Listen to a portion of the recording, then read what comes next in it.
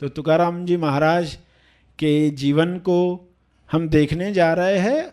शुरू में ही हमने उनके अनुभव की बात की, क्योंकि ये सबसे मुख्य है। ये हुआ तो उसके इर्द गिर्द आप हर चीज़ समझ सकते हो, वरना तो मात्र कहानी होगी। एक कहानी थी, हमने पढ़ी और हम भूल गए, क्योंकि तथ्य हम भूल जाते हैं, तारीखें हम भूल जाते हैं। मगर जो नहीं भूलना है उस पर बार बार बात की जाए, उसकी रिपीटेशन ज़्यादा हो, क्योंकि उसी के लिए ये सारा काम चल रहा है। उसी के लिए सत्संग है, कीर्तन है, भजन है, हर चीज़ उसी के लिए है। सिर्फ डायरेक्शन अलग अलग अलग प्रवचनों में दी जाएगी, कहीं हेड से, कहीं हार्ट से, कहीं पेट से, डायरेक्शन अलग अलग होगी। लक्ष्य एक ही होगा। संत तुकाराम ने बताया है अपने अभंगों में कि जैसे युद्ध में हार होते हुए देख योद्धा का ताव बढ़ता है, योद्धा का ताव, उसका जो गुस्सा है, युद्ध में जो गया है, हार देखते हुए उसका ताव बढ़ता है। उसी तरह जो भक्त होता है वो सारी टेस्टिंग्स में उसकी श्रद्धा बढ़ती है।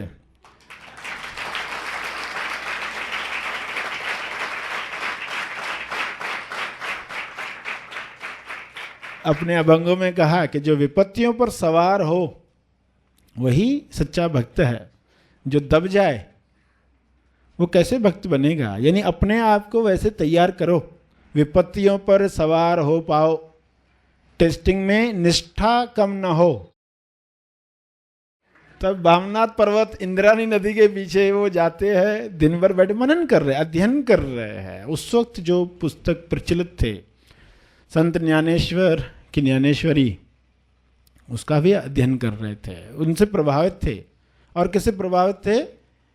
एकनाथी भागवत, उस वक्त के प्रचलित जो पहले संत हो चुके थे उनके द्वारा जो लिखा गया था, तो एकनाथी भागवत वो पढ़ते थे, और नामदेव के अभंग वे पढ़ते रहे, उस पर मनन करते रहे कि वे लोगों ने क्या बताया है, क्या समझ उसमें दी गई है। तो मनन चल रहा, चिंतन चल रहा, पठन चल रहा है, ध्यान चल रहा है। इस तरह कई दिन चलते रहे और खोज तो चल रही है, गुरु की खोज वे कर रहे। यानी गांव में जैसे ही कोई आया है संत, कोई कीर्तन करने के लिए आया है, तो वे वहाँ जाकर बैठ जाते, मंदिर में जाकर बैठ जाते। कीर्तन श्रवण करना उन्हें बहुत अच्छा लगता था, मगर घर में वे कम समय रहने लगे। उनके अभंगों में उन्होंने ये सब बातों को देखकर ये लिखा, अच्छा हुआ। उनके अभंग का एक शीर्षक है अच्छा हुआ। अच्छा हुआ यानी बीवी मर गई, दिवालिया हो गया, बैल मर गए, अपमान हुआ, उस पर सब लिखा है कि हरि ने सब चिंताएं हर ली, हरि ने सब चिंताएं हर ली। देखो, जो घटना चल रही होती है तो इंसान सोच नहीं पाता कि क्या चल रहा है, उस वक्त तो बड़ा दुखी होता है। तुकाराम जी के अभंग पढ़ोगे तो पता चलेगा कि वे कैसे देख रहे उन घटनाओं को, कि ये नहीं हुआ होता तो क्या हुआ होता, बिजनेस जोर में चल रहा होता तो वे क्या कर रहे होते। तो उन्होंने कहा अच्छा हुआ, क्योंकि जब वो आनंद आने लगा, असली आनंद आने लगा, तब वे समझ पाए कि जो घटनाएं हम सोच रहे थे कि दुखकारी है वो वैसी नहीं थी। यहाँ जो आप सुन रहे हो तो अनुभव के एंगल से सुन रहे हो, आपको बताया जा रहा है जो हुआ, जो आंतरिक अनुभव हुआ वहां क्या हुआ, जो सोर्स से चीज आई उस चीज के सहारे उस सोर्स तक पहुंच गए। अभंग उस सोर्स से आए, तेजस्थान से आए, उन चीजों को पकड़कर तेजस्थान पर पहुंचना, स्टेबलाइज होना लक्ष्य है। आइए अब संदेश के अगले पड़ाव में जाने संत तुकाराम महाराज की कुछ सिखावनियों और उपदेशों को। अलग अलग लोगों के लिए संत तुकाराम ने शिक्षाएं दी, क्योंकि उन्हें सुनने के लिए सभी तरह के लोग आते थे।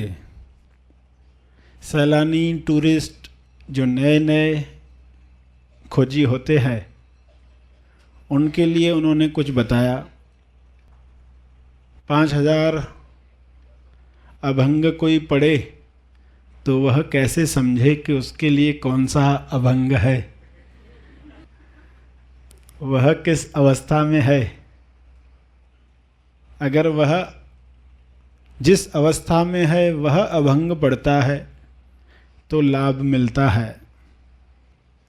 उन्होंने अपने अभंगों में कहा, अब माया के कोई फंदे मुझ पर असर नहीं करते, मैं उनसे बाहर आ गया हूँ।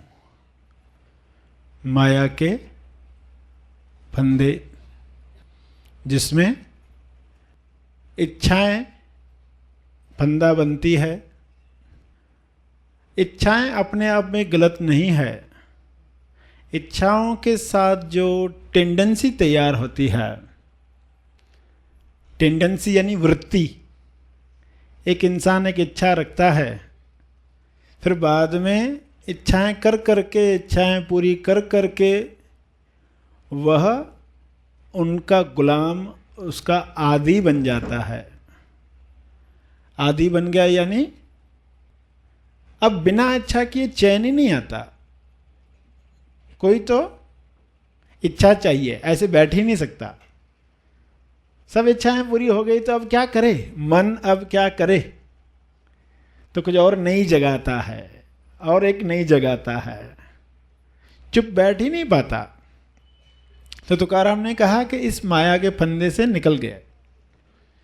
अब एक ही शुभ इच्छा है, एक ही शुभ इच्छा जिसमें वह भक्ति कर रहा है, और बताया कि भक्ति क्या है।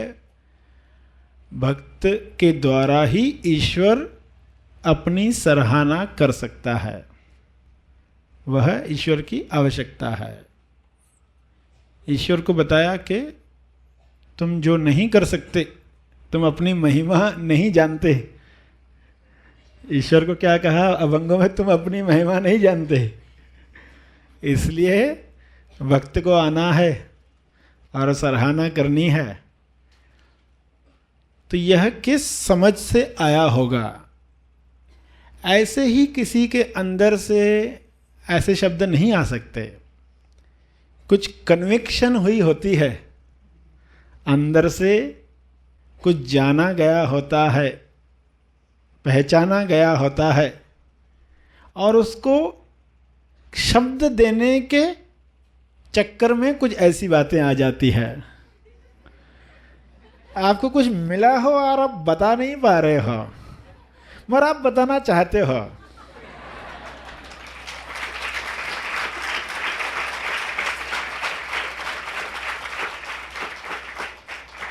तो उस बताने के चक्कर में कुछ ऐसी पंक्तियां निकलती है जो सुनने वाले को लगेगा अरे ये क्या कह रहा है।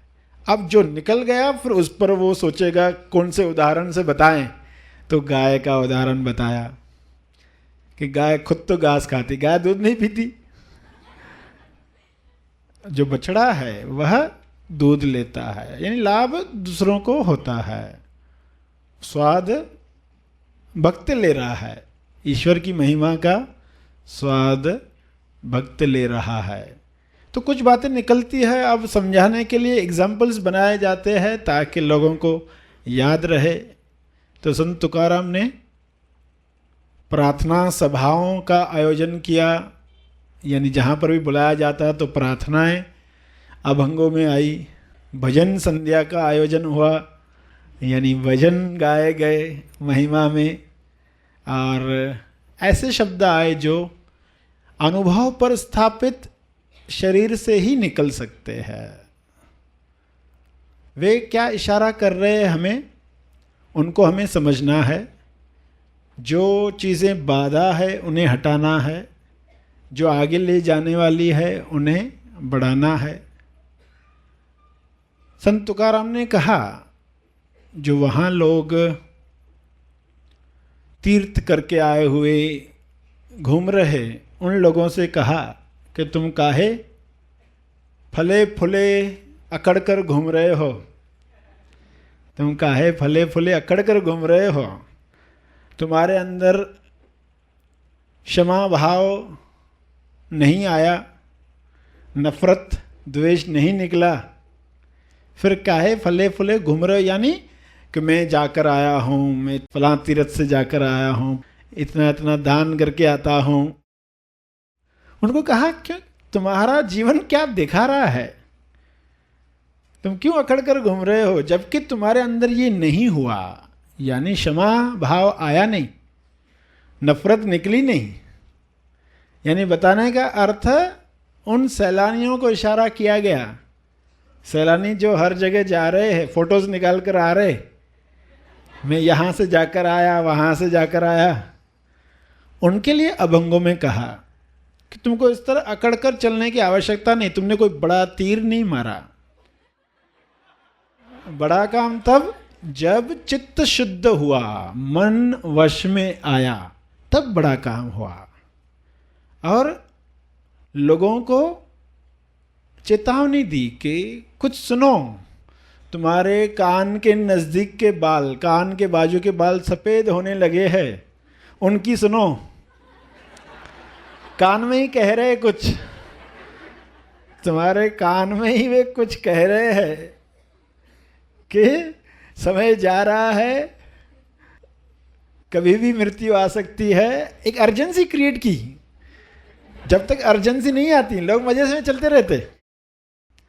तो तुकाराम ने कौन से शब्द बताए कि कान के नज़दीक के सफ़ेद बाल तुम्हारे कान में कुछ कह रहे हैं, कान खोलो, श्रवण करो, सुनो।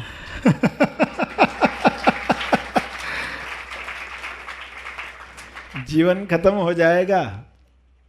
देखो कहने का ढंग है, बातें वे ही होगी, मरे कहने का ढंग होता है। इस वीडियो को लाइक और शेयर जरूर करें, साथ ही अपने अभिप्राय हमें कमेंट करके जरूर बताएं। हमारे हैप्पी थॉट्स तेज ज्ञान और सर श्री तेज ज्ञान चैनल को आज ही सब्सक्राइब करें और लेटेस्ट अपडेट्स सबसे पहले पाने के लिए बेल आइकन को दबाएं। धन्यवाद।